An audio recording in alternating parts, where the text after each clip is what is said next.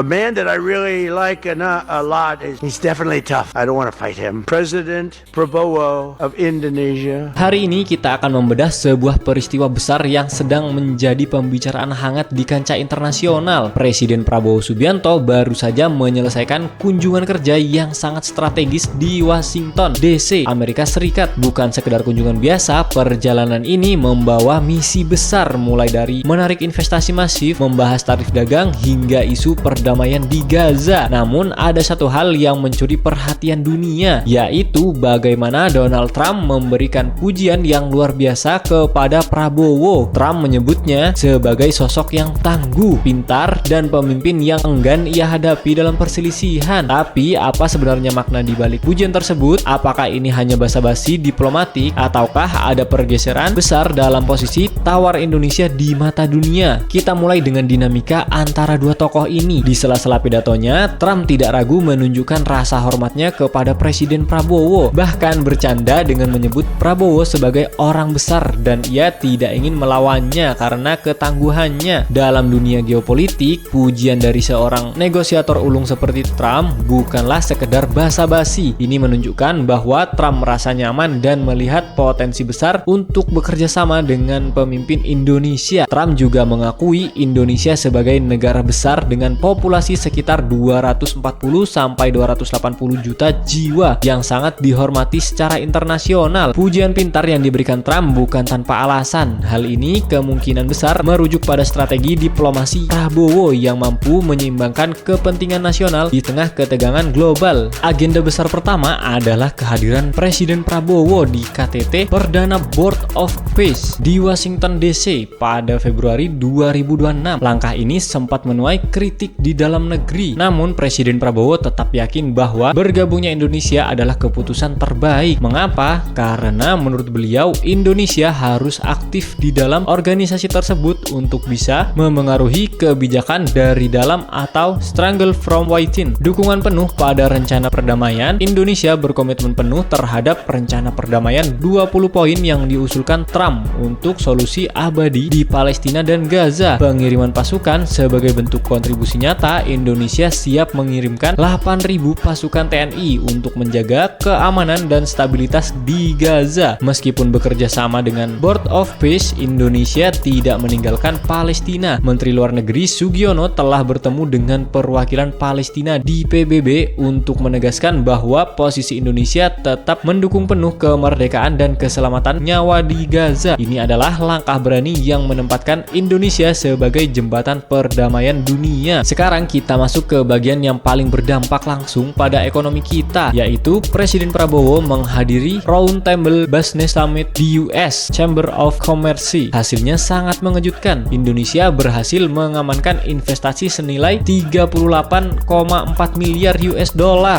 atau sekitar 649 triliun melalui penandatanganan 11 MOU. Sektor yang disasar bukan sembarangan, mulai dari mineral kritis, manufaktur, pertanian, hingga semikonduktor. Yang menarik adalah strategi yang digunakan Presiden Prabowo yang bisa kita sebut sebagai mineral shortage strategi atau barter kecerdasan. Dulu kita mungkin hanya mengirim nikel mentah, sekarang perusahaan Amerika Serikat dipaksa membangun pabrik di Indonesia. Artinya kita akan memproduksi baterai atau komponen semikonduktor di dalam negeri yang nilainya jauh lebih mahal. Daripada kita terus-menerus membeli senjata atau chip mahal dari luar, kita mengajak mereka membangun teknologinya di sini. Ini adalah jalan pintas bagi Indonesia untuk menguasai teknologi tinggi. Investasi ini diperkirakan akan menyerap ratusan ribu tenaga kerja, mulai dari buruh hingga teknisi dan ahli IT dengan standar gaji internasional. Dengan kata lain, Prabowo menggunakan kekayaan alam kita sebagai tiket masuk ke jajaran negara maju. A man that I really like a